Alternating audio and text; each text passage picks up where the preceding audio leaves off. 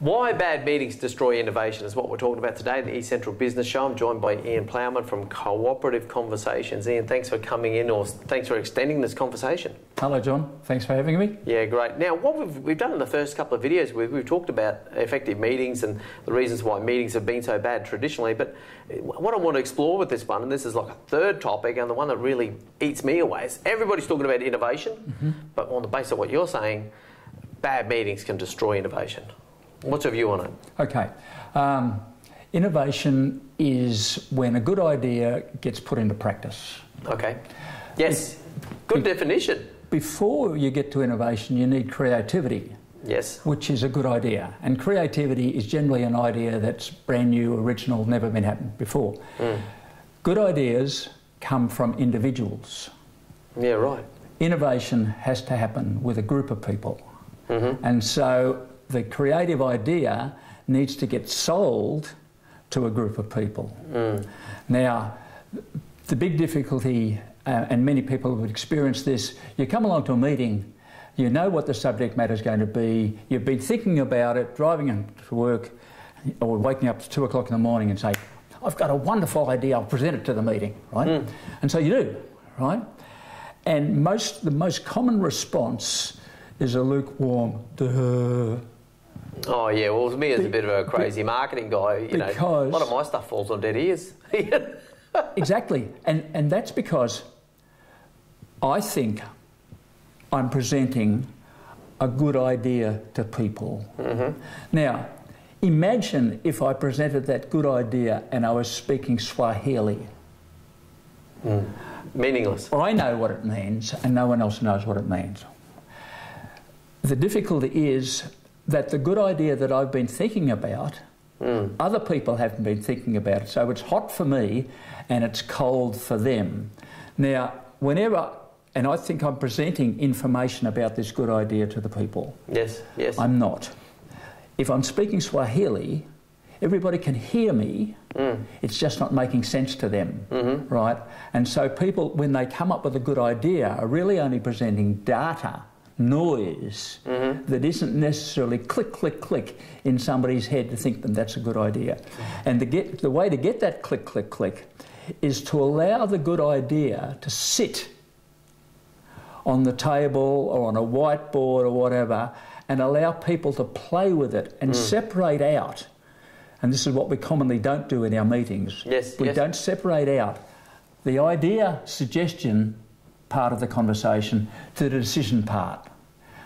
The more separate they are, the more incubation can happen, the more people can talk with and play with and explore the idea, and it converts itself from Swahili to English, and people start to get it. So we can't expect, and we'll be disappointed if we try, that the good idea that I've been dreaming about and thinking about presenting when I drive along in my car in anticipation of the meeting, we can't expect other people to be enthusiastic about it as we are, because for us it's a great idea and for other people it's just a new noise. Yeah, okay. And it doesn't make sense to them. So let's explore that then. So you're saying sort of that new idea that presented at the meeting needs to be sort of placed in front of everyone for them to sort of, first of all, comprehend, you know, and explore within there. So they've got to have some space or some time with that themselves. To buy some understanding and some ownership. And so for important decisions, I strongly recommend that and that conversation's really only got 4 parts. Okay. And this plays into innovation. First, what's the focus in question? Okay, yep. If we don't get the focus in question right, then the conversation becomes ambiguous. Right, so we want to get the focus in question right and agreed on. What's the context or background for the question? What's the setting? Why are we bothering to ask ourselves this question? Third, what good ideas do people have? And fourth, which of those ideas do we like the most? And what I'm recommending is that between the 4th stage and the 3rd stage, we want to allow some time. We want to create some time where people can play with the various ideas and options that are being considered, so we can kick them around and they start to convert themselves into something that makes meaning for a group of people, because only then can it start to become an innovation rather than just a creative idea. Yeah, there you go. That because we know well that there is that time of comprehension. I mean, a playful experience I had back I was visiting Turkey with a blow-up kangaroo. Right. the local dogs couldn't comprehend inflatable kangaroo. Right. And they were actually like, they were annoyed by it and approached it and barked at it and then ran away. It was like they couldn't comprehend. And that's like a fun example that I had. But it's a real example of, the Swahili English example. Yeah. In my workshops, I put up an image that I know exactly what the image of. It's a black and white image, right? And I ask people what the image is, right? And some people get it, and other people don't get it, and that frustrates them, right? And then I ask those who get it to tell the rest of the people what it is, and then some more people get it, but others still don't get it. And my point is that at the point at which the penny drops, where an idea starts to gel in people's heads, doesn't happen instantaneously for all people at all times. Some people get it immediately, some people never get it, and we've no idea who's going to get it. So the more time we have to play with the ideas, and literally playing with the ideas physically, if you can convert an idea into some sort of like plasticine or straws or things that people bend and shape and play with colourful objects, right? The tactile connection between the hands and the brain helps lift that creativity and that buy-in and can spark new ideas. Okay, fabulous. Yeah. Well, this is even like, I'd appreciate your input here in front of the camera. Like this very thing I'm doing with the eCentral Business Show, I've very much encountered as I've taken it out there, and as a guy who's always coming up with another crazy marketing idea, is that comprehension element. Yes. People having trouble comprehending that, hey, we've got to, here in the studio, in a converted Queenslander, we're creating our own television station. And they go, huh? What? And I've noticed over the 8 months we've been running is the level of comprehension and awareness and the following and the rest of that is steadily coming. Yeah. But it's just a matter of time, is it? Or? And the smaller the organisation, the quicker the innovation can happen. Yeah. Right, because they're more flexible.